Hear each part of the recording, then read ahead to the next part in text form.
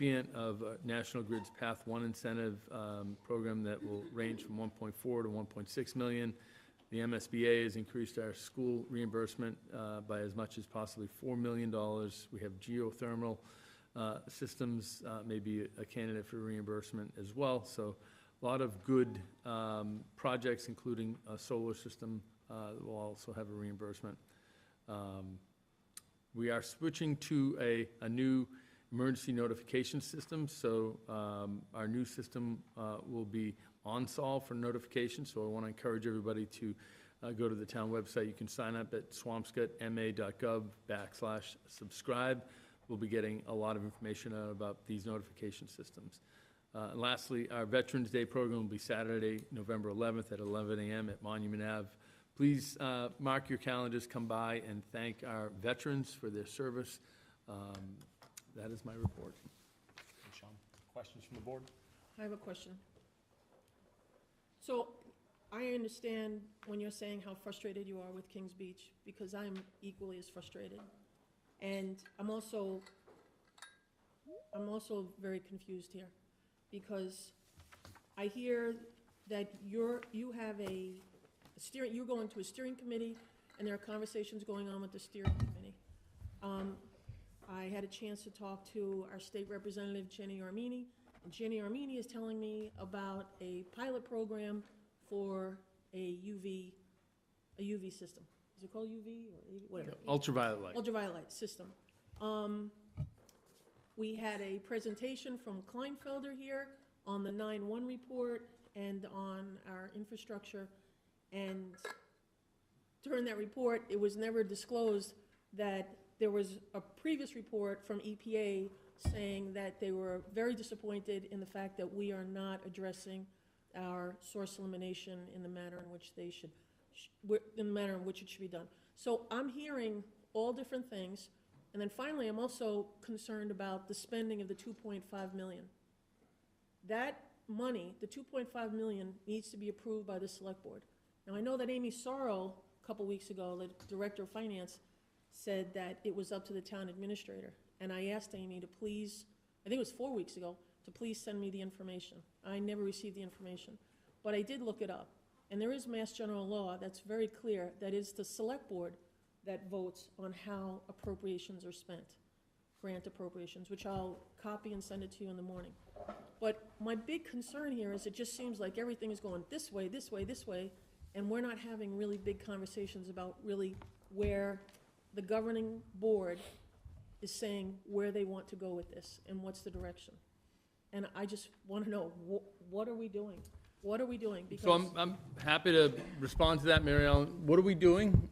We've been working, as hard as we possibly can to put together a coalition, a regional coalition over the last 2 years. It started at Swampscott Town Hall to look at alternatives to simply just doing the same thing year after year that was getting us to a race to the bottom, the worst beach in Massachusetts. And so we've worked hard. We've been able to go out and get $5 million through our legislative delegation. We got $2 million for Swampscott, $2 million for the city of Lynn, and we've been programming a scope of work that would help us address how we can prioritize some of these alternatives, whether it's ultraviolet light, an extension of an outfall, or some additional, work with, IDDE for Kings Beach, but also for Fisherman's Beach. And so we have a scope of work that we've provided to the select board that helps frame that conversation for the EPA and for New Hampshire DEP. It's complicated, but we've made the most amount of progress over the last couple of years that the town has ever made on really focusing in on how to fix this problem. I have been to meetings at the regional headquarters. I will go to Boston and meet with the EPA. I want everybody pulling their oar in the right direction. I do feel frustrated that we get memos from the EPA telling us that they want us to be more aggressive, and frankly, I want them to be more aggressive in showing up in the halls of Congress, in Washington, D.C., and in on Beacon Hill, asking for not $2 million, we need $50 million. Anybody that thinks that we're gonna incrementally solve this problem in the next 10 years by just putting $2 million in here or $2 million in there, this needs a massive investment in state or federal dollars. I've shared that perspective for the last 2 years, and I'm gonna continue to fight for this town because I wanna see that beach cleaned. I wanna see it safe for everybody. And frankly, I get people's frustration. You know, I want more people frustrated with this. It should not be left for a future generation. We should fix this in this generation. I don't think anybody's in disagreement with that. The concerns that I have is when I watched a Lynn Water and Sewer meeting in late August, and they're talking about how they're spending their 2.5 on CCTV, and they're also commenting on how Swampscott is spending their money on the steering committee. I'm a little bit concerned there because I want, and then, hold on, and I see a document after our last meeting saying X amount of dollars is going towards studying a pipeline, or 200,000 is going here, when we've never even had a conversation about spending. We haven't had that conversation. If I have an opportunity to sit down and have that conversation, I'm gonna say, I want 2.5 going into source elimination. Yeah, I do think this is the essence. Oh, I'm sorry. No. I thought you were done. Oh, you go ahead. Yeah. I do think this is the essence because you are spending an enormous amount of energy, but I don't think we're all on the same page about exactly where that energy should go. I think that people have expressed, and I won't, you know, make a indication of majority or unanimous or whatever, that we do need to put the vast majority of that, if not all of that 2.5, into source elimination. So I think we need to have a very specific conversation. I think maybe we'll have that at the next meeting. It's not literally on the agenda for a vote tonight, but hopefully the next meeting we will have a vote to specifically outline how we spend the 2.5 and how we spend the 2.1 and how we move forward on this, and whether or not any of that money goes towards anything but source elimination. Because you're spending a lot of time and thinking about getting a lot of money from a lot of other people, which is real effort. But I'm not so sure that I believe that if you look at a lot of other communities around here that have had to deal with consent decrees, they didn't go running to Congress or the State House or anything else. They did steady $2 million a year with SRF loans, basically, to fix their pipes. And so there are different ways to get there, and I understand you don't really believe that that process works, but ultimately we need to decide and give you clear guidance about what the strategy is, I think. Sure. So I think that's the disconnect from my perspective. Mr. Chairman, Can we just agree to put this then on Yeah. our next agenda? It's obviously not even on our agenda for discussion tonight, so it kind of limits it. But I do want to just say two things from what I'm hearing here. First of all, Sean, I'm going to thank you. You are the original Save Kings Beach, because you actually are the one 4 years ago, that started showing up. And I went with you to meet with the prior mayor of Lynn, and I sat in the room with you when your number one topic and your number two topic and your number three topic were Kings Beach, right? In the prior administration. I've gone with you to meet with the current mayor, and your number one topic, your number two topic, and number three topic were Kings Beach. You are the only one that has created the connectivity with Lynn. And why is that important? Because no matter what we do here, I don't think there's anyone that's going to feel satisfied when we do 100% replacement. 100% replacement of every pipe in Kings Beach is still not accessible because we aren't the sole source. And none of us are going to be satisfied. We can feel good. We replaced all our sewer lines. We've taken care of our crap, right? But none of us are going to be satisfied if Kings Beach isn't cleaned up. And you've recognized the need that we do have to collaborate. And there actually is a disagreement right now, potentially, between Swampscott and Lynn as to how to do it and what to do. But we need to bridge that because the political will won't be there to support the financing and the technical assistance and the permitting path to do these things if we aren't on the same page. So we are not living by ourselves here. We are living with Lynn. Sean, you are the first and only person who has sought to collaborate with Lynn. I agree with my colleagues here that we do need to have a bit more conversation on this, but I also don't want you to, from my perspective, to hear any deterrence from you continuing building those bridges and those connections.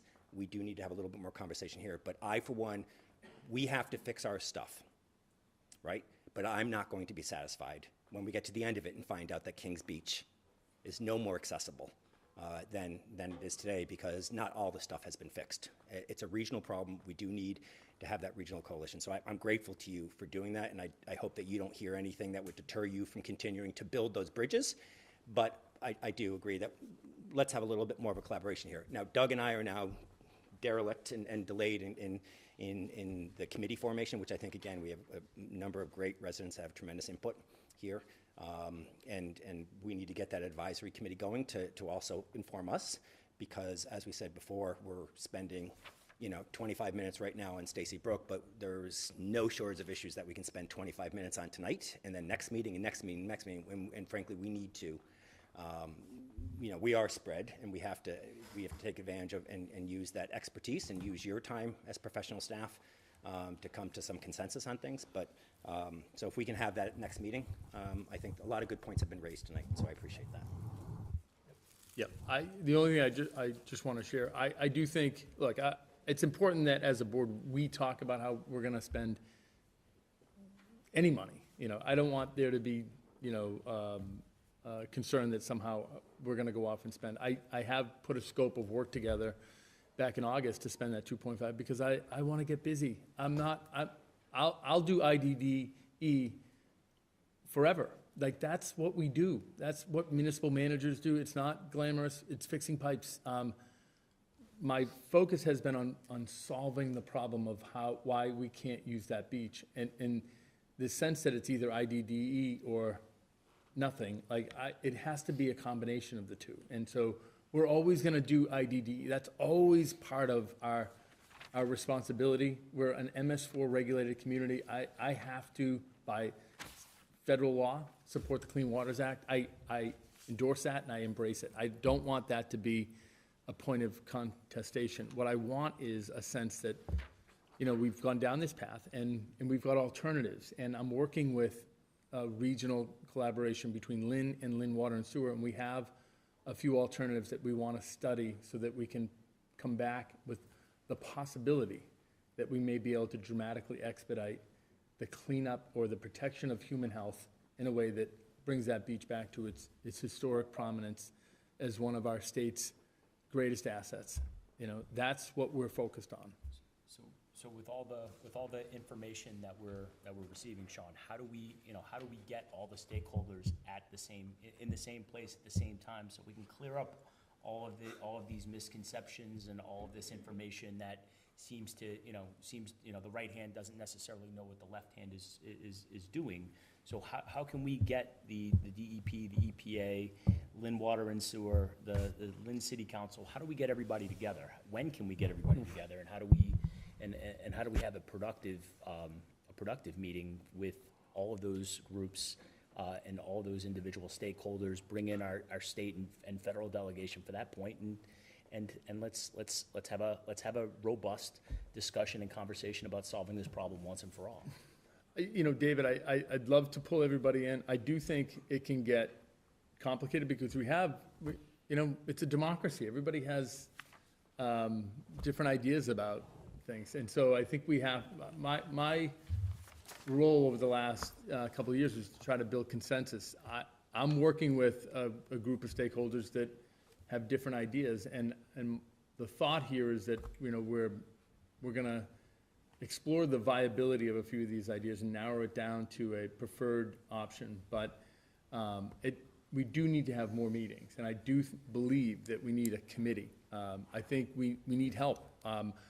There's so much misinformation out there that it really is upsetting to me that folks don't know all of the complexities of these multi-million-dollar infrastructure systems. It's complicated. I do like the idea, though, that we have a Kings Beach summit. Perhaps at some point. I think I need to sit down, though, with my professional colleagues in government on a local, state, and federal level and really talk with them about methods and means and how they are, administering some of their responsibilities and whether or not they're going to give us a hand with really looking at doing something different than IDDE. Just because it works for one community doesn't mean it works for every. And and it may not work at the same level of expectation in terms of the urgency to public health in a waterfront community than a community that, you know, is landlocked. And so I think there's a whole range of opportunities to work with the EPA to kind of get a better scope of effort. And again, I'm not looking to do less, I'm looking to do a lot more. I need some financial support because, as Peter has mentioned, you know, there's no shortage of obligations that we have for any number of responsibilities here. David, I think we can start perhaps with maybe there's an opportunity to have a joint meeting between Swampscott Select Board and the City Council and the Mayor. You know, but tomorrow morning I'll be meeting with the Mayor. I meet with him regularly. I talk with him regularly. You know, perhaps there's an opportunity to have one or two members of the Select Board join me in a meeting so that we can really start to think about how we lead more effectively and how we present information publicly more effectively. I have worked with, I've got a scope of work from Kleinfelder to build a website and to get much more information out to the public. They've recently hired an individual that has some experience with community outreach, and so we're going to be advancing a few initiatives that really hopefully will help bring more information out to the community. So since, even though this isn't on the agenda, every other colleague has spoken on it, I just would like to add my 2 cents that either the town administrator's report has a section for fisherman's beach, or that Kings Beach now includes fisherman's beach, because while the two are not succinctly, while Kings Beach may be multiple stakeholders' problem, fisherman's is ours. Sure. And so, you know, the fact that we aren't talking about that with regards to just what we have to do, because we are the only stakeholder at Fisherman's, I think that's a big miss. And so we either need to be talking about it in the concept of Kings Beach and carving it out to say this is what we're doing, or we need to be talking about it by itself. Katie, I appreciate that. When we responded to, or when we sent the scope of work into DEP for approval, it included a scope of work for Fisherman's Beach. And there are synergies.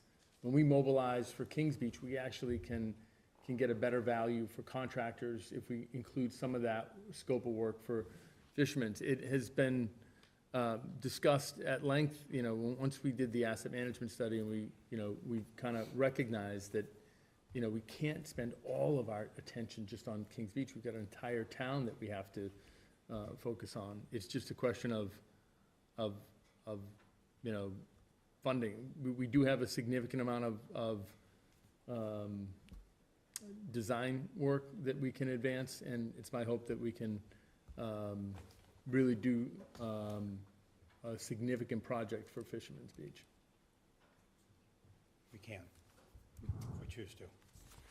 Absolutely. All right. There's much more to be said, but. All right, yep. Mr. Well, Chairman, yeah, can I we'll, make another comment on this town administrator's report? Go ahead. Can I just ask, we have the census coming out, we have annual bills coming out, et cetera here. This change in notification service, I'm just gonna jump to, I trust that this notification service is gonna be better, more flexible, gonna achieve better results for us, but I do wanna make sure that we emphasize our efforts to make sure the transition from one system to another, because this new system doesn't create automatic rollover of people who have subscribed to the existing notification system, that we be putting something in the census, a bright yellow card that says, you know, the old system's not gonna work anymore, put this. We're putting it in the tax bills. We're putting it in, not just online, because that's just a limited world that looks at those things, that we're using the existing calling system to send notifications. And not just once, but 5 times. I mean, I just think as though we've got to do something, and it just needs to be for the next 6 months. Ever present in every single thing we say, we've got to have a subscribe to the new notification system. For example, many of us on the bottom of our emails have a subscribe to the town newsletter link. We, town employees, need to be putting a link that says, on every email that goes out, they're getting something that gives a link to everybody who gets it that says, here's our notification system, just click on this, it's going to take you right there. I just want to make sure we're doing this extraordinary effort, because this is a good opportunity not only to have a better system, but to make up for the fact that our current system, we haven't gotten as deep into the community with those notifications as we can, because they're telephonic, they're text, they're email, they're multifaceted. So let's just please, with every mailing that's go out, you know, everything that we send out, every email we send out, let's market the notification system. You know, I brought that up at the department head meeting this week, and I was told that we have staff working on all those opportunities to make sure that it's ubiquitous throughout the town, and we're gonna look at many, many opportunities. Great, okay, thank you, I appreciate that. Drive people to enjoy getting those calls from us. Thank you, I appreciate that. And then my last, sorry, Mr. Chairman, the last thing is on Mission on the Bay. Again, I know that at one point, DEP actually issued a letter regarding Chapter 91 eligibility, or not eligibility, jurisdiction. And so I don't read anything about Chapter 91 jurisdiction. In your update, I read about WPA, Wetlands Protection Act jurisdiction. Great, it's nice to see them doing something. I think what you said to me privately is you've let Mission on the Bay know that don't mistake you being nice for you being a pushover. This temporary condition, they are using public land for their temporary condition. It's land that belongs to them. It's not a safe long-term condition, and I appreciate the fact that you are staying on them and you're going to hold them to account. It's an unfortunate situation, but they don't get the luxury of sitting back, and they've already missed deadlines to submit plans, and frankly, it brings into question their commitment, because it's going to be an expensive fix for them, but that's not our problem, and right now they are seeking the benefit, or getting the benefit of public land, and also it's an unsafe condition out there. They have hired one of the most reputable Chapter 91 consultants, and I do believe that they are moving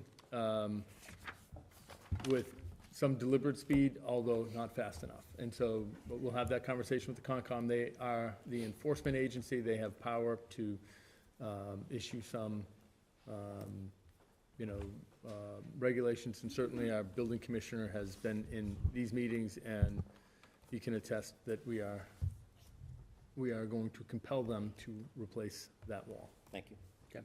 I got one positive shout out. I just want to, you kind of went through it, Sean, but the positive impact that Max is having with these grant programs, Great. and the IRA for the climate-friendly aspects of the new school. I don't know if you actually mentioned the numbers, millions of dollars actually in savings from doing these things. And then on the lightest note, I love the fact that you said the solar system will also have It's reimbursement. going to be great. Frankly, He's still not picking up on it, the solar, we're getting reimbursement. We're getting reimbursement for the solar look, system. I want solar on everything, He's still not, it's all Okay, right. anyway, moving on, all right. Moving on.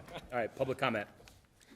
Public comment can be made by members of the public. I will limit you to 3 minutes. Please get up to the microphone, state your name and address and precinct if known. But I will limit you to a strict 3-minute time frame. Thanks. David. Thank you very much. David. My name's Larry Swayze. I live at 79 Millet Road, Swampscott. Yep. I've had the pleasure of being on the Harbor Advisory Committee, also past Commodore of the Swampscott Yacht Club. Reading some things in the local item and listening to some work by Save the Harbor, Save the Bay Committee, I've noticed that we always talk about Kings Beach, but recently they're starting about the pollution at Fisherman's Beach. And please don't take this wrong, but Fisherman's Beach is our home. This is my home. My boat's out there. Our grandchildren are in the sailing program. The kids are there all the time. We have the Harbor Fest. We have the town. I spoke to Danielle this evening just for a moment, and I'm not sure she's aware of the pollution level in our harbor. And the last thing we want to do is get something out there, rumor spreading about horrible pollution. I would like to see numbers posted. If it's in fact numbers that are unhealthy, put a flag up, just like we're doing on Lynn Beach. We just can't hide from it. It is what it is. Mm-hmm. It's our beach, and my grandbabies are swimming there, and in the sailing program, and my boat's there. So I didn't want to take a long bit of time here, and I appreciate you all letting me have a few moments, but this is not the stepchild. Kings Beach, I don't go there. Please. I understand what we're doing over there, but Fisherman's Beach is my home, and I would like for you to please focus on that. And I would hate to see that red flag like it was 90% of the time at Kings Beach this last year. I would hate to see that, and I'd hate to see our sailing program and all those programs that Danielle does so very, very well shut down many days of every summer because we have not done our job. And I'm not here from the perspective of saying, throwing this at your side, on your desk. I'm saying, if I can help, if the community can help, let's step up. This is our beach. This is our town. Let's make this thing happen. Let's not drag this anymore. And I want to thank Mary Ellen for stepping up and mentioning this right away, because it is so important. Thank you all. Thank you, Commodore.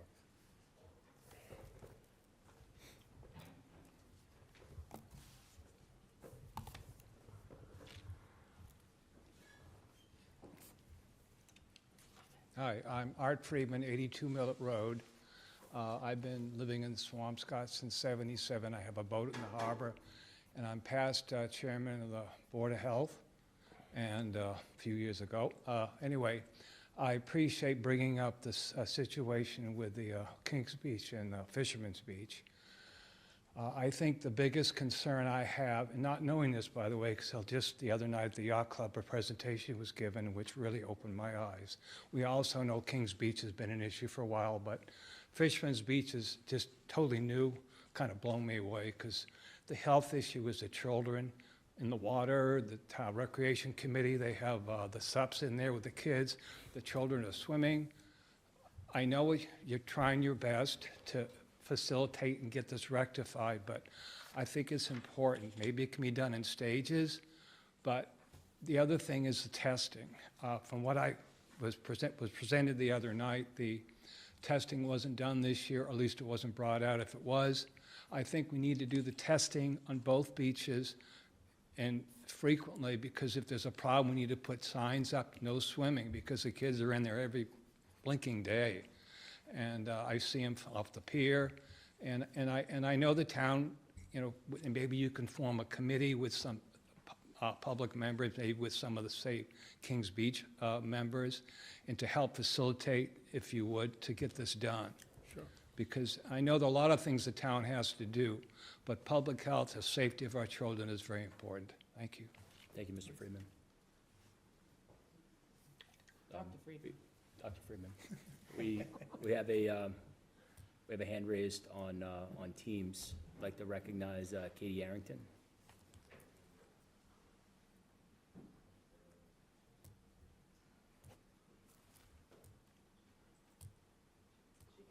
Katie, you should be able to unmute. Yep. Yeah, you should be able to speak, Katie. Okay.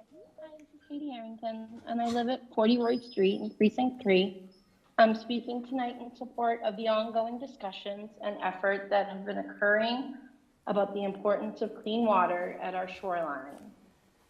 I carefully follow the discussions and enjoyed attending the recent event at Mission on the Bay by the Save Kings Beach group.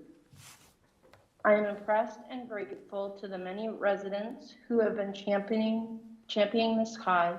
I'm grateful to the town for the millions of dollars it has already spent to address this issue. I'm grateful to the select board and town staff for taking this issue so seriously and for continuing to make solving this issue a priority. I work in the construction industry, so I know that complex issues are daunting, but they are solvable when you honestly identify the issues and have serious people committed to solving them. I'm encouraged by the fact that we have residents, elected officials, and town staff that are serious and committed to working to a solution.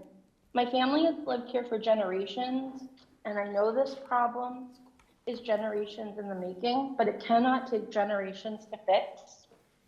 At the same time, you are all charged with addressing so many other issues, supporting our schools, fixing our roads, helping our businesses, creating affordable housing, on and on.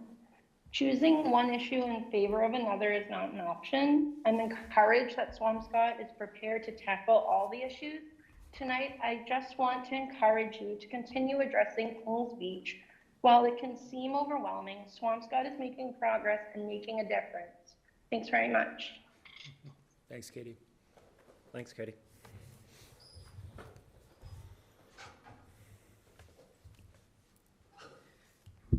Hello, my name is Louis Trezullo, 48 Farragut Road. I've been here a couple years in Swampscott, and I'm originally from Boston. But first, I just want to give a shout out to Andrea and Liz from Saves King Beach. You know, they deserve a hell of a lot of credit. They're kind of the unsung heroes on really bringing the beat to march to for everybody, especially for us who kind of feel like we're living in the background and not, you know, don't sit at the big table. I really want to say, I think we need a town meeting. We really need the voice of everybody. We need to stick together on this. Katie said, and it stands true, Fisherman's Beach this is our problem. This is our baby. We need to fix it. But we need to fix it together. We need to work together. We need to have, you know, you talk about all these different steering committees and all these different people can't sit at a table together. Left doesn't talk to the right. Well, Fisherman's Beach is the left and the right, and we could all talk together, but we just need to plan it, get it out there. The information that was brought to our attention was kind of discouraging. Like I said, I'm from Boston, coming up here, the beach life from the city life, and now I feel like I can't even send my kids to the beach now, especially Fisherman's, where we spent all summer, and then to find out this news was kind of horrific. That's all I'm asking. We need to really step it up. It's wintertime. This is the time to get it done. Enough with the scoping, the projects. We need to get, you know, boots on the ground, get it done. And we could talk to professionals who could lead us in that direction. But, Sean, we're going to do it together. We need these people to all sit together and let's work together. Enough of different people all talking. Let's all get together, put a plan together, and work together on this. Even, you know, we can run fundraisers if that's the old-fashioned way to get the money. We could get it done, but let's work together. That's what the town's about. Thank you. Thanks, Lou. Mr. Chillo.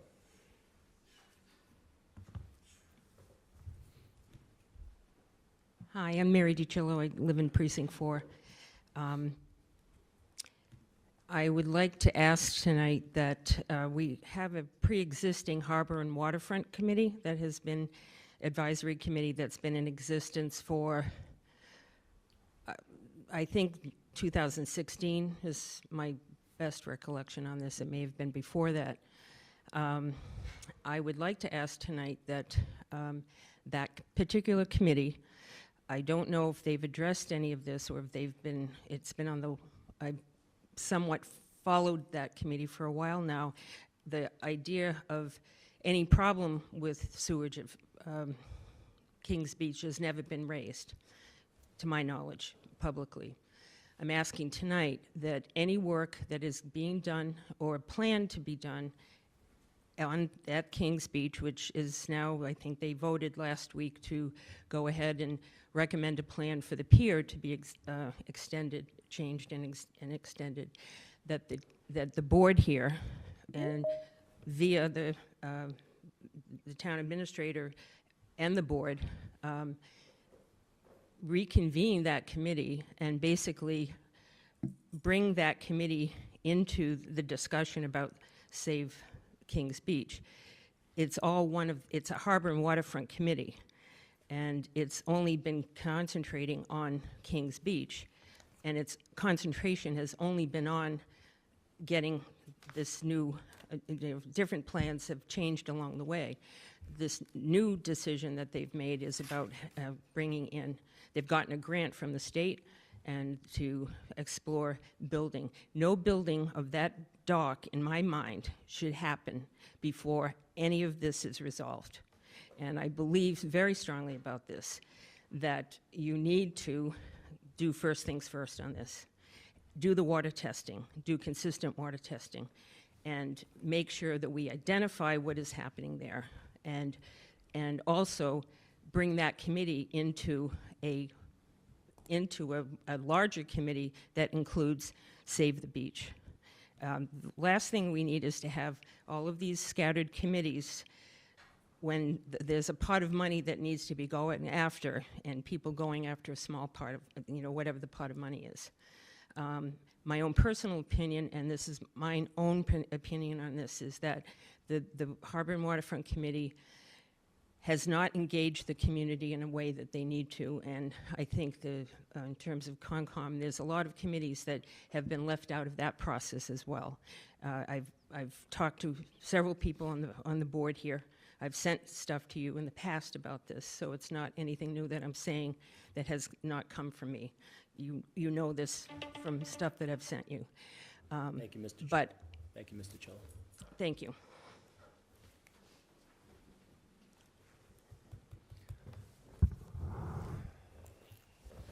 Good evening. Good evening. I'm Kilmer Swayze, 79 Millett Road. I walk the beach from Fisherman's to Red Rock every day. So I see the red flags, and I know what's going on. I have grandchildren that swim in Fisherman's Beach. I also am a person that listens to the notifications that come over the phone. We get them for everything. I think that if you want to get the community involved, and you need to get money from our congressmen, get them involved, you need to get the townspeople involved.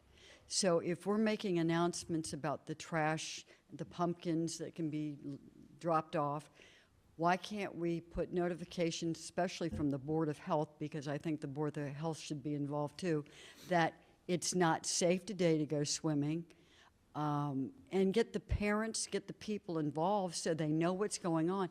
And the phone, you listen to it, or at least I do. And I'm hoping that with putting the cards in the mail, like you said, which is an absolutely wonderful idea, that you have to get the word out there. It's crazy. Thank you. Thank you.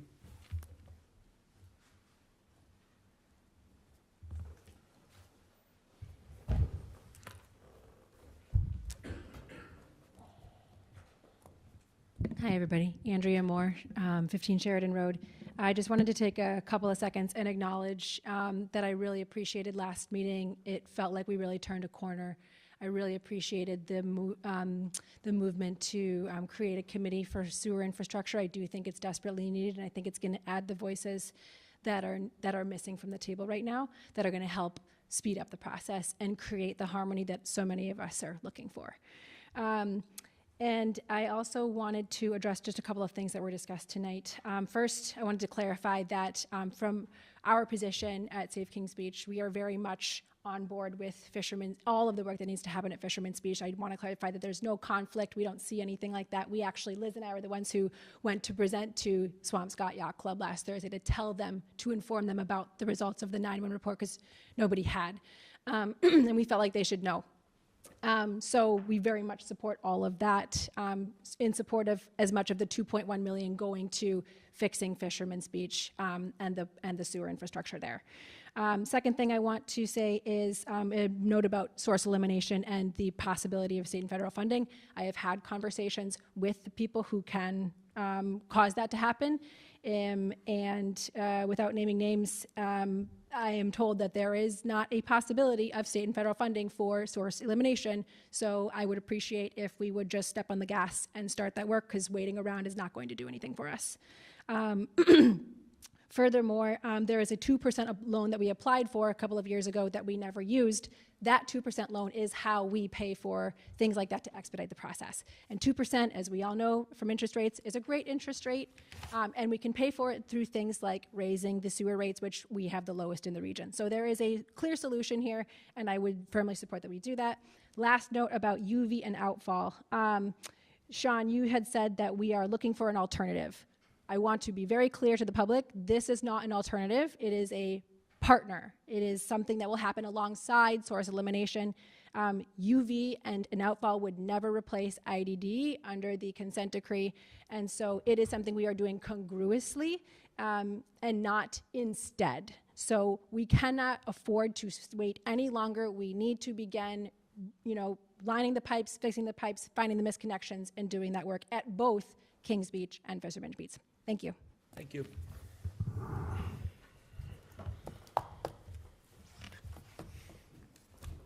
All right. We'll move on to new business. Can I just ask, so we are going to have this on the next agenda because there's a lot, we don't comment on public comment, but I think there's a lot of things to comment on here, and we sit quietly, and I just get concerned that when people hear statements like, it's time that we start spending, people that are listening for the first time are not understanding the full history. And when they say it's just as easy as getting a 2% loan and that we've got to start doing things, it's not as easy as that. And so it's not to make excuses, but I also wanted, with all due respect to staff who literally for years have been doing this before anybody in the community was yelling about this, I do want us to make sure we have a robust conversation so people at least know where we've come from, because that is informing where we're going to.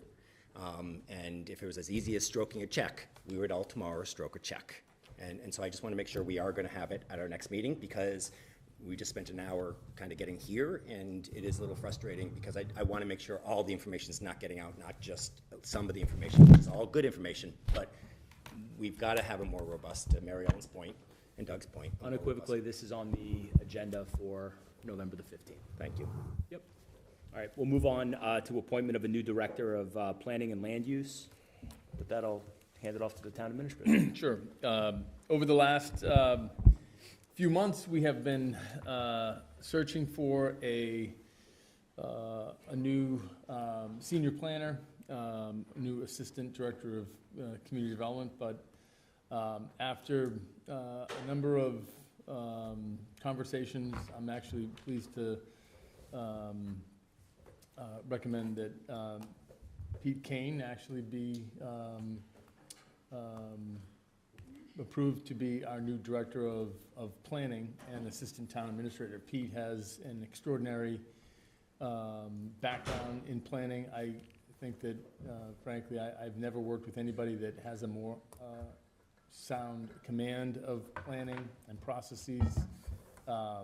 He has experience working with our master plan.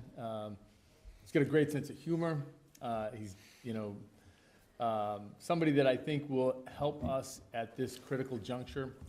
We have more projects and more possibilities, whether it's with Humphrey Street, with the Hadley School, with the Hawthorne, with Vinnon Square. Right now, we need the most extraordinary community and economic development and planning function, and I think between Marzi Galaska, Marissa Meany, and Pete Kane, I think we will have a nucleus that will help support all the critical projects that we have and projects that we hope to have. So, with that. That sounds great.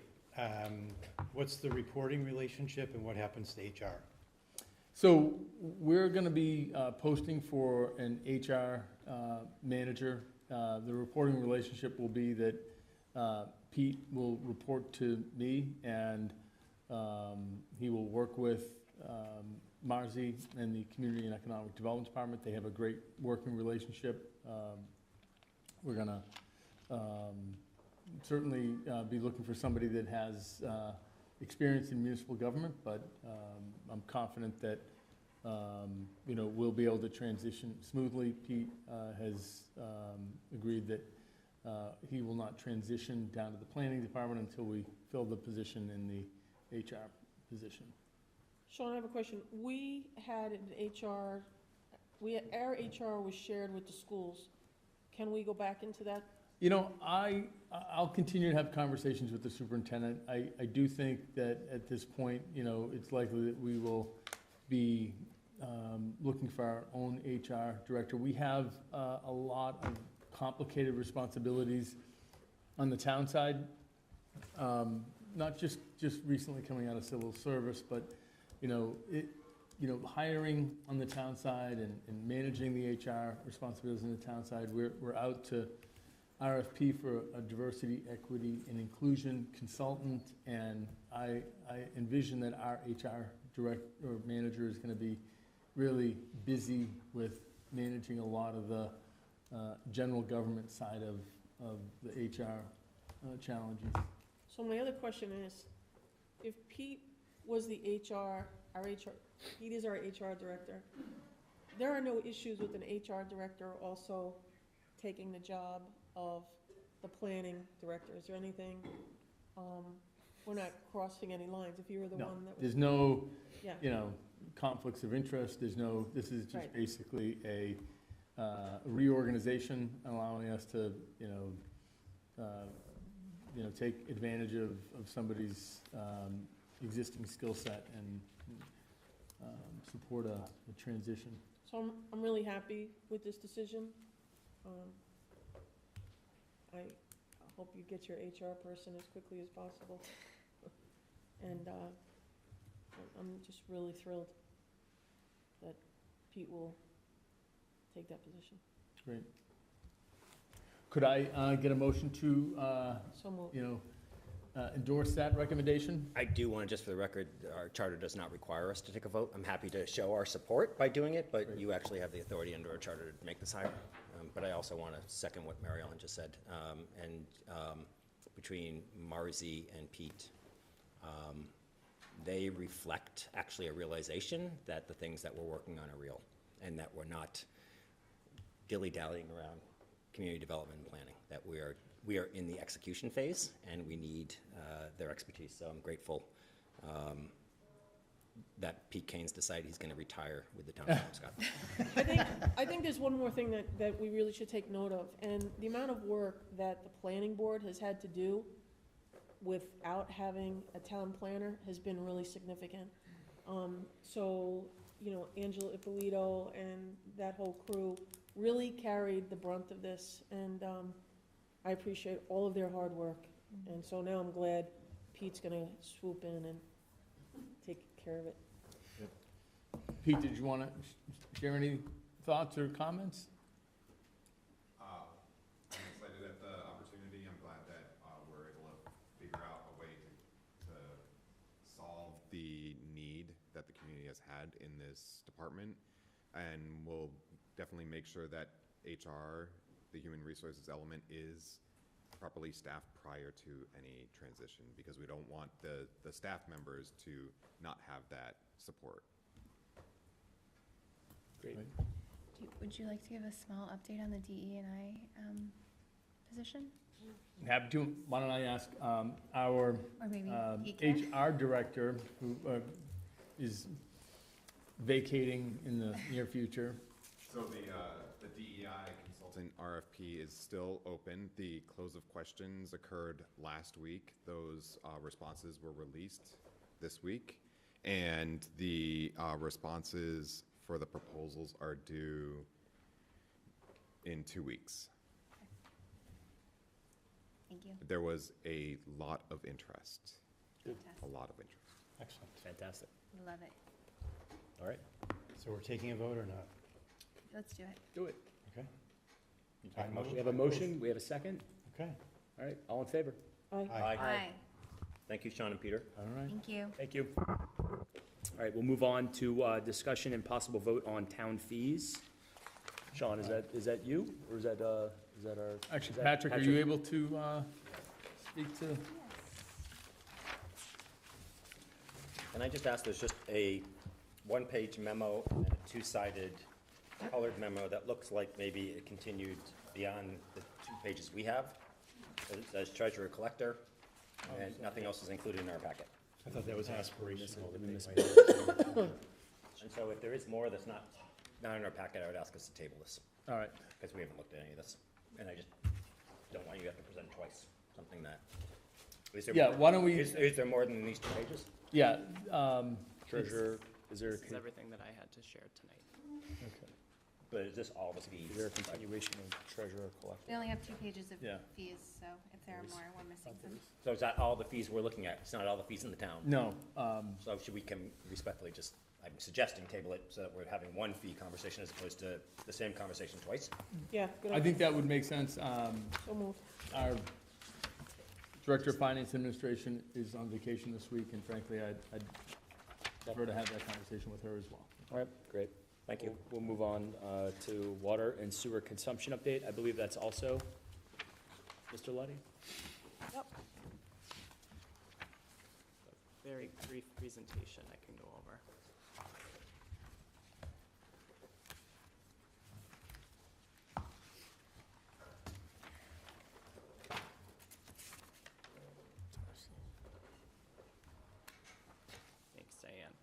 So I'm going to provide a brief update on quarter one water and sewer consumption and results. I'm going to go right to the next slide, Diane. So just to recap, probably the last conversation we had about water sewer before the board was in April, when we voted the new rates for fiscal '24. So just to recap, what the board elected to do was to increase rates 2.5% for consumption at each of our 3 tiers, and to increase our tier 2 and 3 base rate. Diane, if you go to the next slide, those new effective rates are included for your reference. Next slide. Commitment 1 was billed out in August. It includes water usage for May, June, and July for all of our accounts. Water usage compared to last year was down 19%, which is a significant variance. We have some contingencies in our budget, but for revenue estimates. But that works out to a revenue shortfall of about $90,000 in the water fund and $94,000 in the sewer fund projected. Obviously, this is quarter one, so this is our, just initial estimates. Next slide. This is a snippet from a report we get from the Mass Water Resource Authority. We purchase all of our water through them, as well as all the other communities listed here. And on a calendar year-to-date basis, you can see Swampscott is down 15% in water consumption, and Nahant and Marblehead similarly are down 13.2 and 13.5% respectively. So lots of communities are seeing reduction in water use. Next slide. A big factor here, especially in the summer months, which is what this commitment covered, is rainfall. Unfortunately, that does from time to time affect our revenue results in the water and sewer fund. I've included some, rainfall information from the last 10 years as reference, but, obviously we know it rained a lot this year. That's gonna prevent people from, using water to wash their cars, water their lawns, fill pools, things like that. So that's likely contributing to the results that everybody is seeing. Next slide. Just some takeaways. Shortfall of, again, $90,000 in water, $94,000 in the sewer fund estimated, just based on Q1. Rainfall is a contributing factor. The water fund is more vulnerable to a wet season than the sewer fund because we have irrigation bills that include just water charges, not sewer. So water is slightly more vulnerable. And the revenue shortfalls we're seeing in Q1, we expect that those will be handled within the financial constraints of the town with minimal impact to ratepayers. We have options down the line that I'll talk about on the next slide for how to address any revenue shortfalls later in the fiscal year. But we do, as a policy, maintain 20% of the operating budget in each fund in retained earnings for any situation at year end where we have a shortfall. Next slide. Next commitment is being billed out on November 15th. We'll likely see some impact as well in commitment 2 from rainfall that occurred in August and September. We're going to continue to monitor the MWA reports monthly. We'll meet with the DPW director and business manager on that.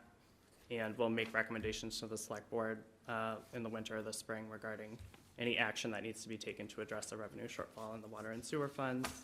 And we'll continue providing you updates and reports until we get to that point. I'm happy to entertain any questions on this. Patrick, in 21, it looks like we actually had more rain in 21 than we did this summer. Mm-hmm. Did we also have shortfalls in 21 because of the copious amounts of rain? Yeah, there was similar pressure, I think, in the first commitment, but year-end results weren't dire, so that's why I don't want to, overreact to the Q1 results. There's some contingencies in the budget, but definitely. So it was Less consumption that year, yes. Got it, okay. Any additional questions, comments from the board? So the message is turn your faucets on, everyone, Yep. and hope it clears all of our pipes at the same time. And These are like, it's counterintuitive, like a lot of folks are like, oh, wow, you have a budget problem because people are conserving water. And listening at home, open I know. your spigots. But these are the, we're first quarter, and it's helpful to kind of understand how, rainfall affects rates. And, we may get to a very dry spring if we have a minimal snowfall and other things, we'll see a budget correction. But at this point, I think we all should be ready to hear that we're gonna need to use some retained earnings to increase rates, based on just the data that we're looking at. Okay. I just have one question. Where are we as far as retained earnings? Are we over the 20%? So after all the appropriations from our last certification, we were still above our threshold slightly in each fund. Okay. Amy's submitted our balance sheet for the end of fiscal '23 to the state, so we should have recertified retained earnings this month, and we'll be able to give you updates on that balance. Okay, great. So that's a really important question that's being asked, right? Because when you guys have projected future years and we keep saying that we want to keep rates at a certain amount, let's assume we spend not a single dollar on anything but water and sewer operations right now, right? We're at 3% to 5% annual increases. When we start increasing, well, we're at 3.5 was a subsidized number this year, right? So we needed retained earnings. Did we use retained earnings this year? We might not have. You actually might have gotten us there, but in your future years, when you go to that chart that you gave us, in the future years, you have us using retained earnings to stay in that same range. And that's before we ever talk about how we're going to pay back the low-interest MWRA loans or the bonding for other infrastructure projects. And so that's going to take our sewer and water rates to double-digit increases per year, which, again, we may have lower than average. We don't have the lowest, but the lower than average bills on some of these things. But we also have a higher percentage of the constituency of our public that pay these bills that can't afford double-digit increases in a year. So it's just, the retained earnings are just a huge, huge element for this, because it's part of the soup that makes sure that we make sure our increases are livable, and it's one of the governors on us when we say, hey, we want to fix every sewer main in town or lateral in town tomorrow. It's ratepayers that are paying it, and unfortunately that's, we have a large number of elderly occupied, cash-constrained, single-family occupants in this town, and that really is just something we got to be able to subsidize that rate. Can you send us, I had asked for like a forecast on what a 2%, what a 2% loan on, say, 2 million, I think I asked for 2 and 4 million, what kind of impact that has on the rates? Yep. When you get a chance, can you send that to the board? Yes, sure. Are you tying that to a specific program that currently exists and that's issuing 2% loans? Yes, there is an existing program, so I just wanted to know what the actual impact on the rate. Yeah, so if you actually did you could probably do, if you don't mind, you could actually do a sensitivity table that both dealt with principal and interest rate and give us a sensitivity table on it. Yeah, Patrick, similar to what we do with the tax rate. Yeah, it's exactly the same thing that we worked on with the tax rate. If you do that, I think that's just going to give us more, we're going to be more flexible to be able to say, okay, if it's a combination of 2% and 8%, and it's this amount or that amount, and we can talk about like what range you should use. But I think doing that sensitivity table would probably be much more dynamic. It'll give us an idea on how we can forecast that. It doesn't go as far as you think. No, of course it doesn't, but it's good to at least know what it is. Yeah. And how it translates to, we know how things translate to taxes, real estate taxes, because we've been for years analyzing. It's water rates. We've never see the economies and know what the multipliers are based on ratepayers. We've never seen that, actually. Sure. All right. Thanks, Patrick. Thanks, Patrick. Welcome. All right. With the board's indulgence, we'll take item 6 out of order. We'll have a discussion and possible vote on an intermunicipal agreement for shared building commissioner services with the town of Marblehead. So I'm pleased to present this to the board. I think for some time we've talked about regional services with our neighboring town of Marblehead. Sometimes, it seems like we're in different countries, but, we share so many similar features. Our prior building commissioner was the former Marblehead building commissioner. Prior to getting the job as the Marblehead building commissioner, he was Swampscott's building commissioner. And so we've been flip-flopping building commissioners over the last 10 years. I had an opportunity to have breakfast with Thatcher Keyser, Marblehead's town administrator, 2 weeks ago. I invited Steve Cummings, our building commissioner, as well, and we talked a little bit about Marblehead's efforts to really hire a building commissioner. There's a real dearth of certified building commissioners throughout the Commonwealth. That's another pressure point that many municipalities are seeing. Marblehead has struggled to fill that position, and Steve actually had a chance to go over and meet with the Inspectional Services Department in the town of Marblehead, and came back and shared a few perspectives with me. It gave me a sense that this is really something that we ought to support. Marblehead does have a need right now, and it's very helpful when cities and towns are struggling that we help out. I do think that there are some efficiencies here, and I think there's some opportunities for Swampscott and Marblehead to further collaborate and think about ways that we can share services and really find some efficiencies. This agreement will see the town of Swampscott receive little less than $1,000 a week for these shared services. We anticipate that the hours may range from 10 hours a week to 16 hours a week at the high level. I've talked with Steve about making sure that Swampscott's a priority, but certainly, we have an intermunicipal agreement in the packet, and it outlines a standard fare of terms and services. With that said, I would like to ask Mr. Cummings to share a few perspectives and give us a sense of whether or not you think this is a good fit. Steve, you might need that microphone. Wait, Joe's coming. 1 second, Steve. Stay where you are.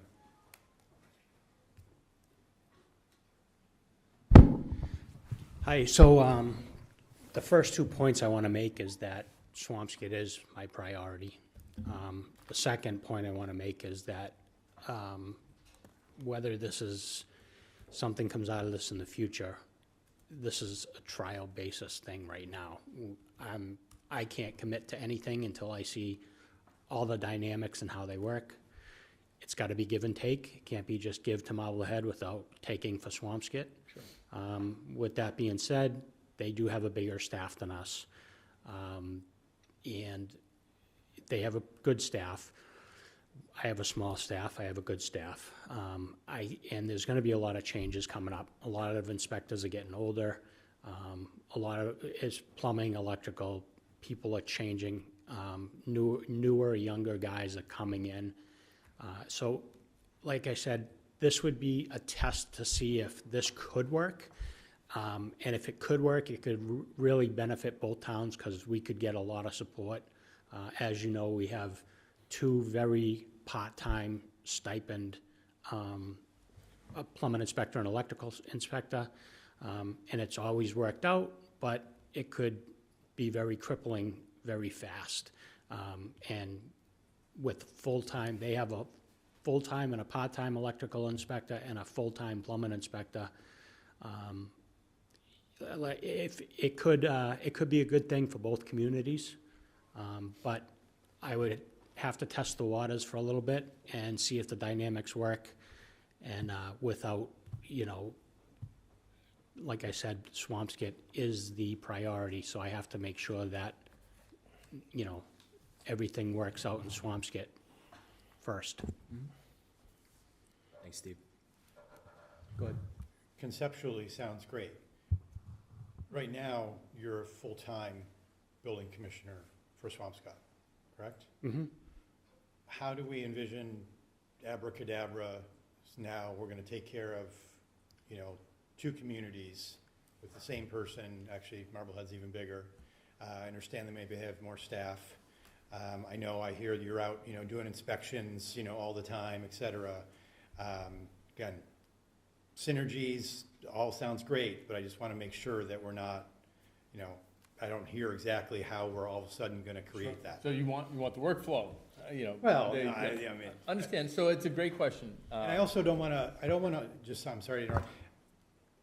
I appreciate here we are sitting in Swampscott saying Swampscott's first, but if we're going to have an agreement, like we're committing to basically on average 16 hours for Marblehead, right? I mean, that's a commitment. That's not just like, you know, we're going to have to take care of their needs, right? That's an agreement. We can't just say, hey, Swampscott comes first. So I just want to understand how this is kind of realistic, how we're leveraging Steve this way. Yeah, look, I think we've been clear, we're gonna have to give it a try. There may be pressure points that just make it,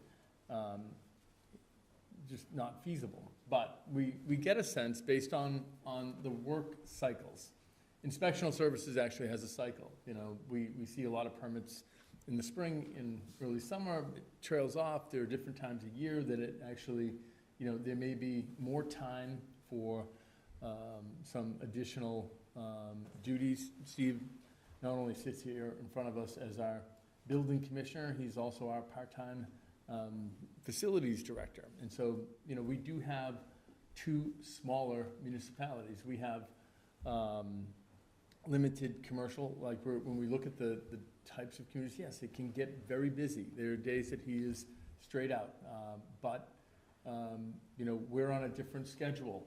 We work a 4-day schedule. Marblehead works a 5-day schedule. There's different dynamics that can help us, you know, flex to some efficiencies, and so we want to give it a try. And I do think, you know, I've asked Steve to really think about this critically, and this is not an edict where I'm saying, hey, Steve, you're heading over there for 16 hours. It's hey, are there opportunities for us to really work in a regional inspectional service office? I think there are many of these opportunities. Like we have, you know, a number of departments that frankly, you know, are smaller. We're in smaller municipalities, and, you know, communities that are a little bit bigger have more efficiencies with staff. We don't have those efficiencies, so we'll, you know, I'd like to see if we can find those. Yeah, I mean, I certainly think there's the opportunity to, you know, to share resources and do more, you know, by potentially sharing staff and regionalizing and considering these types of opportunities, because it allows us to do more with, you know, with less from a, you know, from a budget perspective. I did have an opportunity to talk with the Marblehead Town Administrator, and, you know, we are a similar community. We do have a lot of similar needs, similar wants, and, you know, we have similar demographics, and, you know, we don't have to be North and South Korea. We can work together for 364 days out of the year, and on Thanksgiving Day, we can still hate Marblehead. But I do think that this is the opportunity to have, you know, to really start, you know, potentially having a larger conversation about some additional efficiencies and opportunities, and I'm excited about that personally. So Doug, can I just make one more point? It is a good time of year to try this out. We do slow down this time of year. Just jump ahead for a second.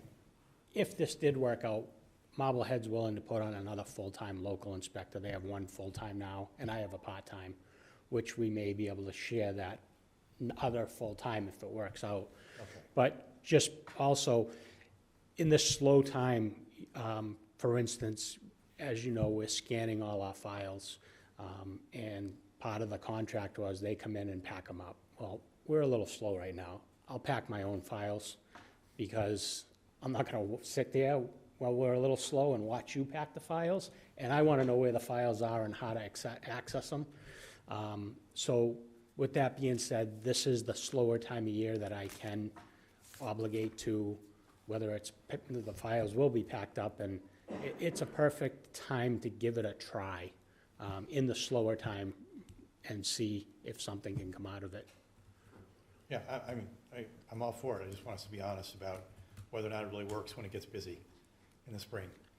We would have to make a decision by then if this is going to work. This isn't going to be a, we're going to have to, if it works and we're going to regionalize, it's not going to be like we're going to regionalize 10 years down the road.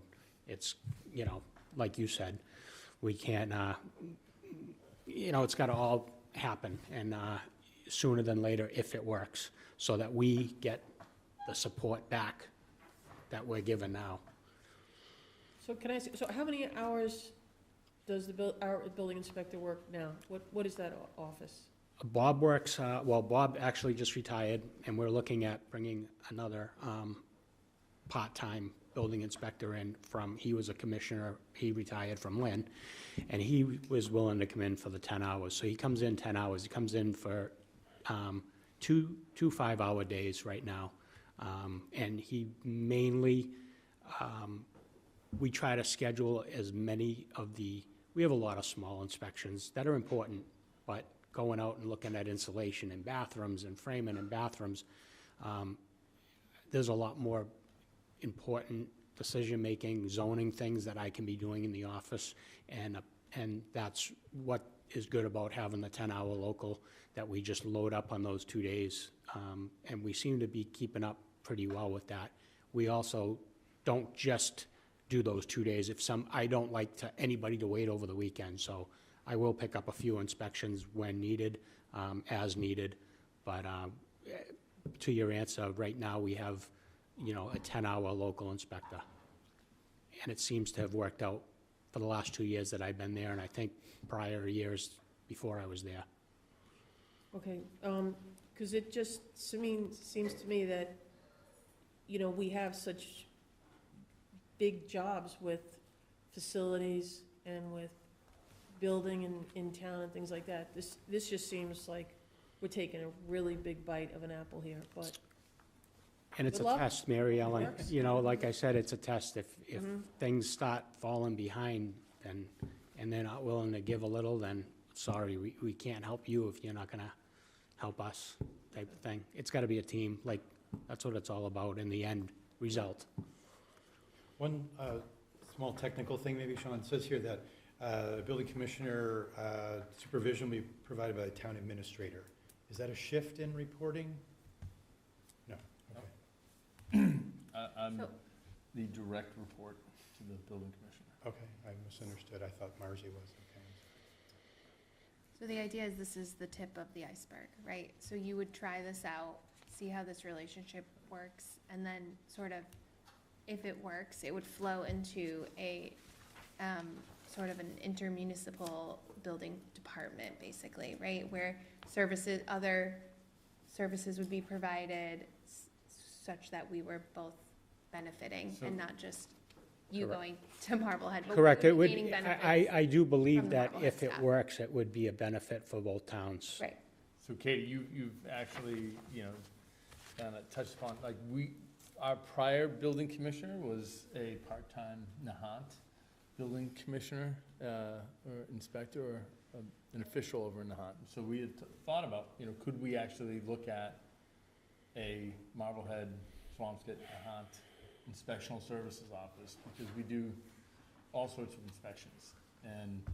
And for me, that would be a very efficient way for us to just, have a number of full-time employees that are shared throughout a population that really would be about the size of a small city. Right. And we'd have full-time functions and efficiencies that go with it. This is a start. We'll see, we'll report back sometime, probably right around March, when we pull the budget together, and we'll have probably a good sense in March whether or not this is gonna be something that we could budget for. Can I ask, can you tell, how does scheduling currently happen? How does someone schedule a inspection currently? Can they do that all online and book your schedule online, or is it still human to human? It's still human to human, because there are some elements to it, but I do have a full-time administrative assistant who does most of the booking. If I answer the phone, I will do the booking as well. However, there's always somebody there to answer the phone, book the appointments, especially where the plumbing inspector, electrical inspector are so part-time. You know, we don't want people just to feel like they're being pushed off, so we like to book the appointments as they call. Okay. Thank you. Yep. We need a motion? Yeah, motion. I moved for us to support the proceeding with this innovative trial agreement to share building commissioner services with the town of Marblehead. So moved. That would be Is that a second? Yeah, second, sorry. All right, all in favor? And it's only 9:30. Aye. Okay, Thank you. Thanks, Steve. Thanks, Steve. thanks, Steve. Get back to work. Head over to Marblehead. You're already behind. All right, we're going to move on for a review and possible vote to approve the MBTA multifamily district maps. Angela Ippolito from the planning board was going to join us. She had a conflict this evening, but rather than postpone the conversation, we've already had the benefit of her presentation at our last meeting. So in the event that there are any additional questions or comments from the board, if there are none, we can move right to a vote to approve the multifamily district maps. I did have one question, but I mean, it's probably not critical. I was just wondering whether or not, maybe you guys, I remember I had to jump off at the end last time, so I missed this, so it's my bad. Do we have any sense of doing this? How many, I know this isn't really literally creating units. Do we, and we kind of strategically put these in places where it kind of made sense, obviously. Do we have any sense of how many units realistically there might be room to actually create with this geographies we've chosen? Doug, I asked that same question when I initially reviewed it, and the sense was not sure, but we're basically, we've got areas that actually comply with the spirit of the I know we're in compliance. That's not an issue, right? And I know we've got Vinnen in here, so there's definitely, hopefully, going to be units there. But some of the other ones, I was just wondering, they're at what appear to me like very hilly areas and other things like that, so. I don't think, the bottom line answer, I don't think very many. So, we're being compliant, but it's not helping us really drive, the need. So I might answer it a different way. So I agree, it's not very many. So if you're looking to comply with the law, we're going to comply with the law. If you look to live to the spirit of recognizing the need to create housing in every community, because that is the reason that every community has overpriced housing, then we are not doing that. And that's partly a byproduct of the fact that we are so built out and our parcels are so small that it is prohibitively expensive to accumulate more than one parcel in which to build a multifamily project in an economically feasible way. So I think just, it's important to flesh that out because again, I think we're doing what we need to do and there's no criticism in it at all, but I also do want to understand the fact that this doesn't, we're in a town that both recognizes the need for affordable housing, but then when we talk about density, single-handedly opposes density almost everywhere. So it's a conundrum. It's a catch-22 for us. And so this does comply with the law, but I don't think you should, with the exception of Vinnen Square. Which maybe will be in better shape than most places. Yeah, no, fair enough. Right? But yeah. with the exception of Vinnen Square, this is, I don't think, going to materially increase our multifamily stock in our town, and so therefore is not really getting to the underlying objective of 3A. But people won't be upset, and so we must be doing something right. That's the irony. All right, So vote to support do it? I have a motion?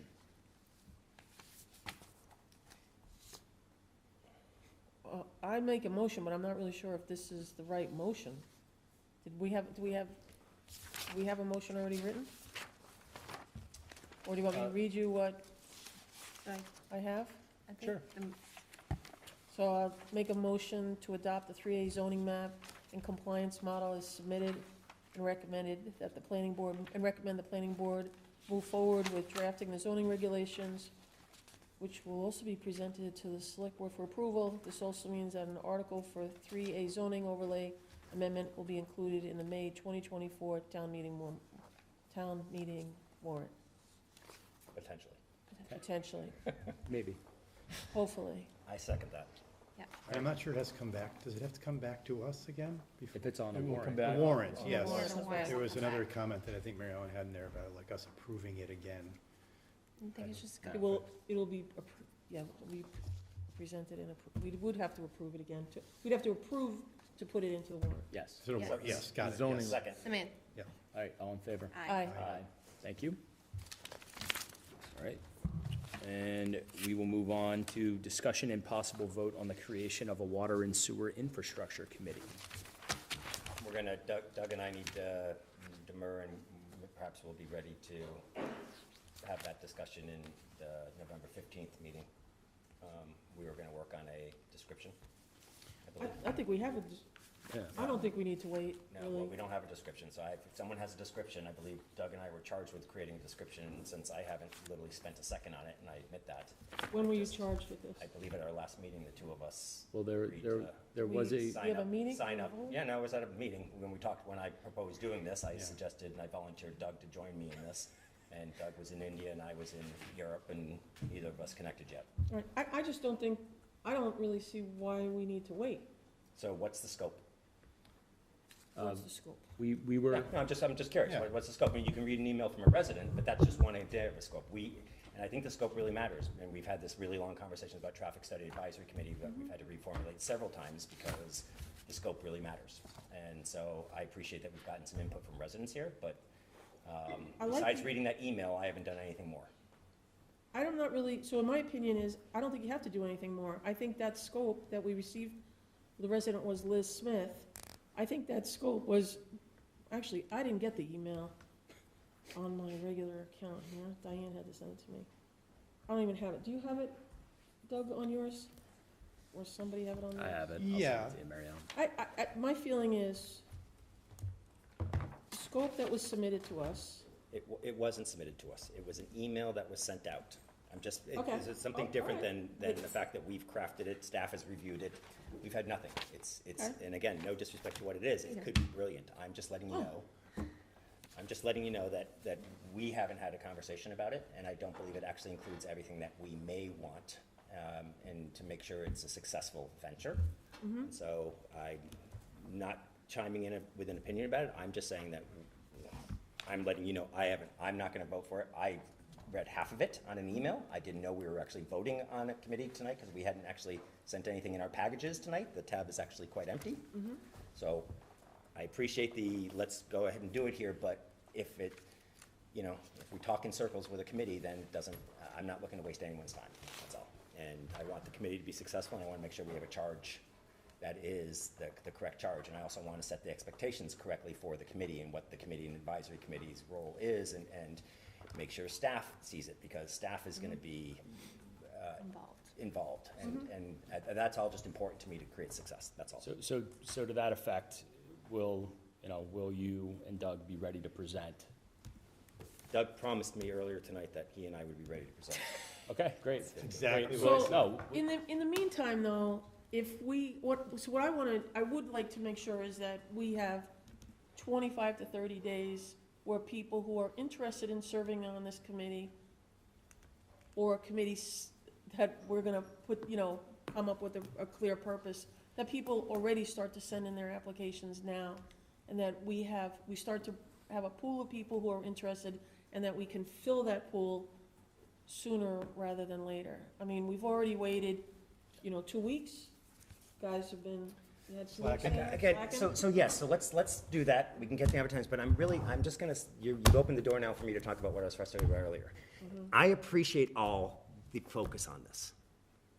Good. Town staff has been focusing on this for years. And again, I appreciate that there is a renewed urgency. Respectfully, you didn't just join this conversation, Mary Ellen. You've been part of town government for years. And so I'm just saying, like, everything can't be hyperspeed. Let's just be realistic about expectations here. To set it, fine, let volunteers submit their thing, but this idea that we can just turn a switch and we're going to fix 100 years of zero investment by the town of Swampscott and fix it is a fallacy. And so we can sit and play to the audience and say, oh, I'm glad everybody's recommending this, stuff like that. And I think it's important, and the focus is the rightful, righteous focus, and I wish we'd spend this much time on roadways. I wish we'd spend this much time on trees. I wish we'd spend this much time on our environmental areas and resiliency, which we do nothing. So whoever didn't want to build the pier will be underwater. You don't need to worry about the condition of it. The pier will be underwater shortly. But let's spend the time, we have to spend the time on all those things, and we have that burden. That burden's ours. And we've known through experience that creating advisory committees, just because we need to say, oh, people are upset about traffic, let's create a committee. That committee sits and spin wheels, literally sits for hours. That committee, historically, traffic advisory, sits there for hours because they don't know what they're empowered to do, because they're residents, and who are they to tell us which way streets should run and where a stop sign should be? They volunteered for it and they're knowledgeable, but they don't know what to do because there's no synergy. We didn't properly work out synergy with town staff and scope, and for them to understand what the decision-making tree is going to be and what we want the decision-making tree to be. That stuff all matters. And so I appreciate this. And look at the Fisherman's Beach stuff, I'm gonna put that on a separate path. I'm bothered by the fact that the test results happened in September and you didn't ring an alarm bell for us on Fisherman's Beach, right? Because that's new, different, right? Kings Beach, a little differently, not any less important. I'm just saying we've been focused on that. But I just want us to just not take a breath to slow down, but we're doing a disservice. We're going to give everybody the impression that us just being quick and doing all this stuff, we're going to solve these issues. It's not. We are going to do it. The energy's here. But I'm telling you on the committee, everybody who wants to apply should apply. Great, I agree with you on that. But we don't know what a good committee is yet. We don't know what a successful committee is. I believe that the email that came in could be brilliant. Again, I'm not passing substantive judgment here, but I also want to set the expectation here. If this was easy, I believe that the 9 decades of people that lived in this town before us would have done it. I believe that. I don't believe they were just cheap and short-sighted. I believe it was easy they would do it, but they didn't. No one did. And so it's our responsibility. And great, I take that responsibility. Let's have that responsibility. But I also don't want to mistake that, influx of emails and just showing up at meetings and pounding the table is going to get it fixed. There is something that's been going on. There's been bridge building that's been going on outside of this stuff. And yes, we need to shape policy and do these things, but there are financial realities. The committee is a great idea. Hey, I came up with the idea and I said it last meeting. I think it's a wonderful idea, but I don't think it's a wonderful idea to make the residents feel like they're being involved. I'm not looking to make them feel good about it. I'm looking to get the benefit of their knowledge in a way that I now, through my experience, know that we've able to take these committees and tell them what the scope is and work with them as to what a scope's going to be so that they don't get frustrated when they keep meeting and saying, but we thought it was this, we thought it was this. Instead, I want it to be a committee that we really worked out a mission statement and scope. We've talked to town staff who's going to have to work with them to say, does this work? Where does this make you now inefficient in what you're doing or cause a problem with you? Let's hear it. Doug and I need to hear it as we draft something. Doesn't mean we're going to agree with them, but we certainly need to hear it so that when we're meeting with them, we're able to say, this is with clarity your mission, and we can answer questions so that how do you judge success? What is success? And so again, on this whole topic, I appreciate the passion. I love the passion. Fisherman's Beach drives me crazy beyond belief. And not because it's Fisherman's Beach, just because it's another beach, right? And you should be ringing alarm bells for it, Sean. Because I didn't read the 9/1 report until we started having the conversations to do it here. But we also need to do it correctly. Not slowly, correctly. And so I appreciate your passion for it. I appreciate the fact that you raise it every time you can raise it. We all want to do it. We all want to scream from the rooftops to do this here. If we had the answer, if we all knew how to do it, we would just do it. But this committee is a really important opportunity for us. But if we just frustrate the committee, we're going to lose that brain matter that we so need and that passion. We're going to lose them because they're going to say, this is ridiculous. I show up every meeting and you say these things and you guys do nothing with it. And that's not success. So we've got to be careful in crafting this to make sure that there is a meeting of the minds on this. And this is, to me, the only thing that we're actually doing right now is creating the committee. And so that puts a lot of pressure on it to make sure that we're doing the right thing. The rest of it's just talk. The rest of it's just talk. The committee's the only thing that we so far have actually taken affirmative steps on. Well, And so, well, we haven't yet, but. well, we said to do the committee, 2 so weeks- let's, in no, 2 no, weeks you, we will look, do you that. shouldn't have gone to India and I shouldn't have gone to Europe. Next, we'll cancel our vacations. Okay, so how much time No, realistically? no, November 15th. November 15th. I'm being serious about this. Doug and I have to Okay. do it, and I am grateful, Liz, for your email, that you look at, you probably have shortcutted a lot of the effort here. And so it's, again, no disrespect. Your passion and your energy is second to none, and I love it. And you're the exact person that I'm thinking of when I say I want to get this committee correctly, because I don't want you to say, why am I volunteering my time? Like, there's nothing more disrespectful than volunteering time for no reason, for feeling as you're not heard. You can be disagreed with, you can have debates, you may not get everything you want, but you don't want to waste your time, right? And I've seen too much of that with committees in this town. So again, I hope you take no offense by my passion with this topic. Great. I appreciate that. Thank you very much. So I just want to say, I respectfully don't agree with you. I feel like we have a document here that shows purpose. It's similar to other committees that we have.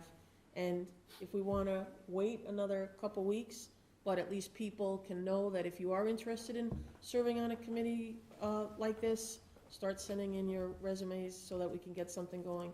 I want to see a committee formed sooner, as soon as possible, so that they can inform and help educate the select board on a number of different things, and to help Gino and to help Sean, whatever they seem to think. But I want to make sure that we have something going, so that information that's coming through, we have a good understanding of all the information, and that we have ways on which we can turn around and get different funding, and put a little bit more pressure on possibly, say, Moulton and some of our other politicians out there on the federal side. And my worry is that it just goes longer and longer and longer. So if we're waiting another 2 weeks, 2 weeks isn't going to kill us. I do want to raise one kind of substantive thing that I think Peter and I are going to encounter. It's been raised tonight, it's been raised in other places about, do we need a separate committee? And I just wanted, if you want to say that this is what we should go off and think about, but I want to just raise it openly to see, there is a water and sewer rate committee already. There is a water and harbor committee already. I could make arguments why this is very different, the type of people, the essence of it, etc. But I just want to make sure that I'm just raising that up right now. If there's any strong feelings, perspective about, oh, yet another committee, we got all these damn committees, or this is a very important, distinct committee, and we really need this to be distinct, and that's a purposeful direction we should go. My vision, my opinion here is these are separate and distinct committees. So I think if we're talking about, if we're talking about a water sewer infrastructure advisory committee, that is a different charge than a water and sewer rate advisory committee, or the harbor and waterfront committee. I mean, that those are just three separate and distinct committees, and I think the focus here should be is warranted. So I'm 80% there with you. I think Harbor has a separate set goal and has a master plan that they're working from and doing things. And again, respectfully, what they're working on now is resiliency. They're literally the only committee in town. Maybe Conservation Commission is doing a little bit, maybe private nonprofits are doing things, but realistically, on resiliency right now, they are our resiliency committee. That's another conversation for another night, because we got to do a lot more on resiliency. $100,000 in capital expenditures over the last 5 years on resiliency probably is not going to save our shoreline. So yet another thing we got to work on. But I do think the rate, we should think about combining with the rate committee, and the reason is this, because, for example, we can't disconnect the solution from financial reality, right? We just can't do that, because then you're going to have people over here. Then it just becomes an advocacy committee that's not tethered to how do we make it financially. I want to take the advocacy and the intellect and the engineering knowledge and combine it with, well, now how do we make it happen? Because if we have it, we're all going to sit in a room, we're going to agree we need to do it, and we need to do it fast, and we need to do it yesterday. That is actually easy. We will get there. We may fight about what's the process and what should we do. We will get there as a community on that. It's how we do it that is going to be the rub, and then the prioritizing of what's the more important thing between two things. And so I think we should talk about, and Doug and I, if okay with you, we'll come back with a recommendation, but I think incorporating, and those individuals on that committee, by the way, are really knowledgeable about how we've been setting water and sewer rates, so bringing their Similar staff. you know, in there, and the fact that they have a lesser learning curve, you know, whatever, on those things may be a good thing. So if you'll entertain it, let us stew on, Doug's asking a really great question, something that the stuff in front of us tonight doesn't address. So let us stew on that and come back and give you all a recommendation on that, because I think that matters. Fair enough. We have to pay for this. Yep.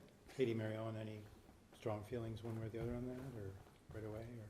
No, I think, for me, I don't have a problem with having a rate committee and having this committee, and then probably after a year, then, you know, Maybe they dissolving the rate committee or merging the both of them, so I don't really wanna lose the rate people. The rate people the rate committee might say, oh, no, I don't wanna go on that committee because that's gonna be a lot of work for a good amount of time. Yeah, I mean, the first thing that comes to mind is folks sign up for committees for two reasons. One, either just to be a part of something in town, right? But on the second hand, it's maybe because they have an interest or an expertise in what they're signing up for. So to say, oh, rate committee, now you're charged with this task, it's not really fair to the folks who've raised their hand to say, I want to be on the rate committee. Without having that sort of discussion, I would want to understand, you know, no, they actually want to be a part of the discussion. They want to be part of the solution. They agree that this is sort of interwoven, and I would sort of, these are all volunteers. We don't want to told them what to do. They came here because they want to help us. So just want to be deferential to them. Thanks, Katie. All right. All right, well, November 15th, all will be revealed.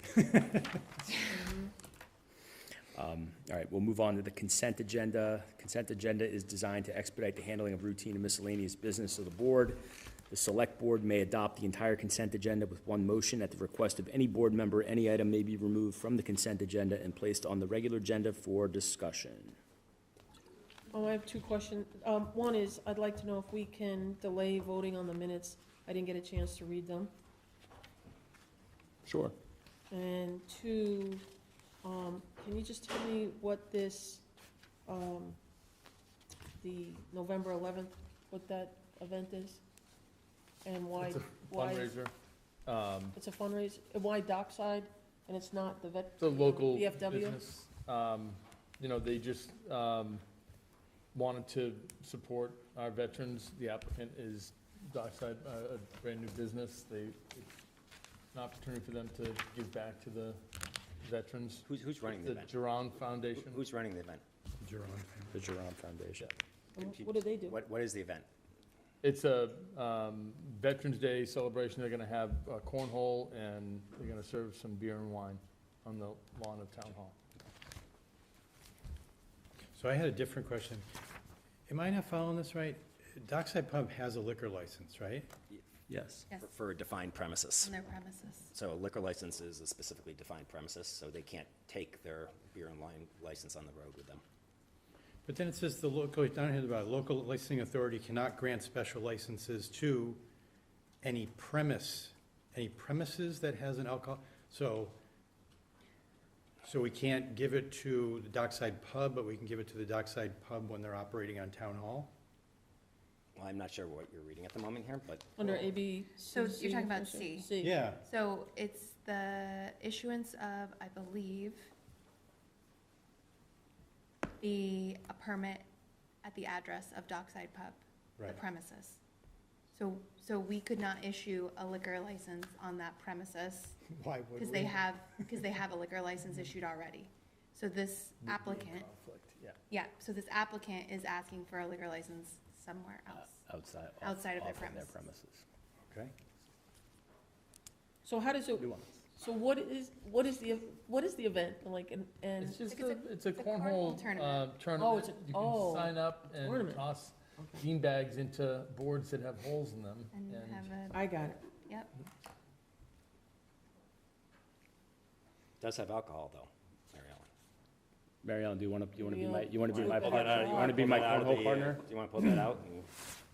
And No, I don't, I'm. It's a I'm- brand-new small business, they're, you know, doing something for the community. Turning over a leaf here, Marielle. No, I did vote for, alcohol for our veterans thing before. Oh, so, It's one of the events. gotcha, it's veterans alcohol we're for. I just don't do it during the week or at 9 o'clock in the morning. Okay. I do wanna say, liability insurance, I am not comfortable when that box is a no. And. We'll see. Great, Okay, thank you. box is a yes, all right. Thanks, Dave. I had that question too. All right. All right, do I have a motion? Also, have we worked out any Rules? rules and regulations, as Peter's brought up multiple times, regarding these types of events? Yeah, just say no, I and don't- that you're gonna come back with that really quickly, because that's gonna be a good answer here, as opposed to hemming and hawing on this, because, We've asked probably like a half a dozen. yeah, so Yeah. we just gotta, Just have to do We it. started this conversation. so how about this? How about this? Tonight you get a vote, but after tonight, you shouldn't expect one-day liquor licenses to get approved without you showing that we have those rules and regs in place. All right, I mean, just look at, it's overdue. It should have been years ago. I'm pretty sure we have it. Needs to be distributed. Let me double check. All right, so I move to approve this one-day liquor license. You're Well, gonna, it's the consent agenda, less the minutes. Less the minutes. That's it, that's all there is. It's just No, that. there's also a grant permission for a run. Oh, on December yes, thank you. 17th. Okay. So there's two things. I move approval of the consent agenda, Second. minus the minutes. All in favor? Aye. Aye. Thank you. Select board time. I do have two things, brief. One, to everyone's joy or horror, now we're on to, especially Peter's, looking at what we do about the Glover. And so there is work. Peters. Why especially Peters? So we are doing work on formulating whether or not there's anything that can be done in that regard. Not much more really needs to be said about it at this point. Some assessment being done of, you know, what that entails. Are there legitimate opportunities to salvage it? I think probably primarily at this point, this is not about moving that house. This is about taking it apart and potentially rebuilding it somewhere else. Is the only option even on the table. So that's all I had to say about that, unless there's any question about that. The other thing I want to say is that even though this is really kind of way beyond our purview, we did take we did make a statement last time about the Israeli-Hamas situation. In my opinion, we made the right statement at that moment in time. I think events have continued to transform there, and I just want to state for myself that I think that my horror at what's happening in general for everybody in that area, and that Israel has every right to defend itself, but the ramifications of that are kind of horrific at this point, and I just didn't feel comfortable leaving the one statement out there for myself without kind of representing the fact that this is an evolving situation, and I hope that there's a way for Israel to defend itself while not adding to the incredible mortality that's happening throughout the Gaza Strip.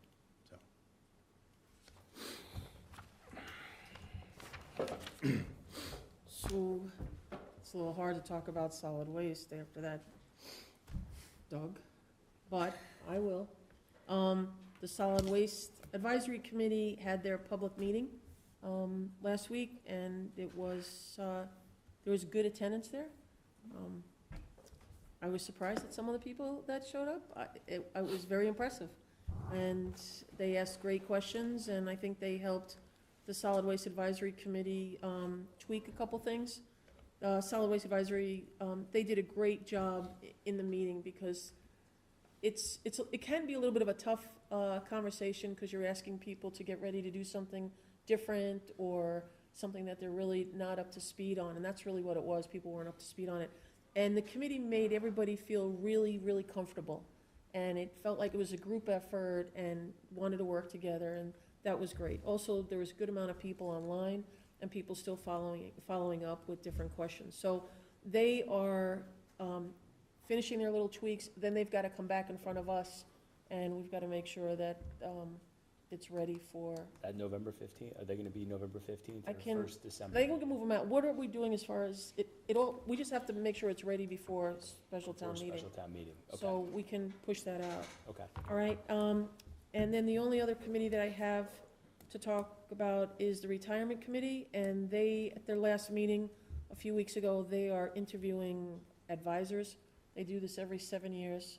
They had 3 advisors that they were interviewing. The one question, the one subject that did come up is they had sent, I want to make sure everybody understands that we all received a letter, a September 11th letter, and it was just a reminder that the insurance will expire June 30th, 2024, and Sean is working on that. So for the retirement people that are home watching, we did get your letter, and Sean is working on it. So that came up again. There was a concern that the select board did not get the information, and I promised I would say it again tonight, so. Thanks, Mary. I attended the Solid Waste Advisory Committee meeting, and something that came to mind. Online? I did, yes, Oh, wow. online. I have juggled Me too, many me things at four. once. I had an earbud in and feeding children. But something that came to mind when that meeting was occurring was the request for a business newsletter. Because a lot of the conversation that was happening seemed a little bit like maybe, I totally agree, they made it feel very conversational and very collaborative, so that people didn't feel like this was an edict that was coming down, but more of a conversation that was having. Now, no decisions had been made yet, and they were trying to come to the best decision to serve the purpose of their end results, the Solid Waste Committee's end result, but also not overbearing the businesses. But I have, we've talked about this, and I think it would be sort of, a ripe time to try to facilitate that, and I'm happy to work with Marzi or whomever in order to get a list going of businesses who want to be a part of it. And then, I understand there's a lift, because we've got to create something that doesn't exist. The monthly newsletter, I think we could turn into a business newsletter. I think we do a quarterly, or, Sure, I talked to staff about that. I think we and could, so- absolutely, let's start somewhere and then see where it goes. But I think that there is a call from businesses, at least some of businesses that I've spoken to, that they feel like they sometimes are late to the party. So if the information was someplace where we could say, oh, sorry you were late, but you don't have to be late in the future because you're gonna have access to this newsletter in the future, so. What about if we just added a couple pages into our regular newsletter? It's not focused really then on the business community. Yeah, You're gonna get stuff about, recycling their pumpkins or, whatever. I mean, not all business members are residents, Residents. so I think there is a Right. distinction there, so. Is there a chamber, Lynn Chamber of Commerce, are they still? Yep, they're They active. Yep, and they send out a news, member briefing, periodically. Happy to work with town staff to do that. Great, thanks, Katie. I have 2 real quick things. Harbor Advisory and Waterfront and School Building Committee. 2 committees that are just continuing to work away and do what they're charged with. I do encourage people to, with the Harborfront Advisory, what they're working on with the pier is not an aesthetic thing. It's not a feel-good thing. It's not trying to, it is a born of absolute necessity, which is our pier is, and storms have shown us that, our pier is going to be underwater. We are not, and there are just some realities about that. And if the pier doesn't upset you, then the fish house should upset you, because the fish house is at the same elevation. And so they are really working, and we just have the benefit of having some consultants who give us so much more time than they've ever paid for this, but we've got to invest more. The efforts that they're looking at are resiliency. The tangential benefit is other opportunities in the harbor, uses of the harbor, increasing mooring fields or doing things and becoming more of a seaport town are some of the tangential benefits. But what they're talking about with breakwaters and what they're talking about the piers is about resiliency, and it's not negotiable. Mother Nature's not negotiating with us, and so they're moving ahead. I appreciate the fact that 80% of the town farmers market this year. I ran into the chair of the Harbor Waterfront Advisory Committee. He wasn't there selling products. He was there sharing information about and answering questions about the pier. So I just encourage people to go on the town website. Jackson Schultz's information's on there. He would be happy to meet with anyone. It's just important that people understand the path. It's a multi-year path that we have to go down to get grants. Good news for those that are concerned that the grants for resiliency are taking away grants for sewer lines. They're not. There are coastal zone management and the Seaport Advisory Council have specific grants that deal specifically with these issues, that only go for these issues, and that's where the grant fundings for those are. And frankly, the conversation is going to evolve into more of the breakwater, right, which again is designed to protect our harbor, but that's a tangential event. Really what it's going to do is it's going to break the current so that currents aren't and tides are not as violent, if you will, at our seashore once the properly engineered breakwater's there. So I just want to lift them up. They just keep doing it and Living reef. And having conversations. And school building committee, I just want to say, I know that we have a tour for some of the boards coming up there. It is, I had a call today, and I appreciate you lifting up Max Casper for what he's doing, but really it's the byproduct of so many people. Neil Duffy has been, post select board, post everything else, keeping us honest about making sure the tax incentives that are out there for the sustainability. Suzanne Wright, the town business, the school business manager, so we had a call this morning to kind of go through the increased dollars that potentially are coming. Hoops and hurdles and challenges to doing those things and making it happen, retaining consultants and attorneys and doing those things. But they are, again, just continue just doing it. And this school is, on budget and on time, which is pretty remarkable, given all the different things there. So I just wanted to lift them up as well because they're doing yeoman's work. And they spend, as a volunteer committee, frankly, some of them on the committee, it's a full-time job, and so we're fortunate to have them. Thanks, Peter. I don't have anything additional to add, but with that, I'll entertain a motion to adjourn. So moved. Second. All in favor? Aye. Aye. Thanks, Joe. Good evening, everybody.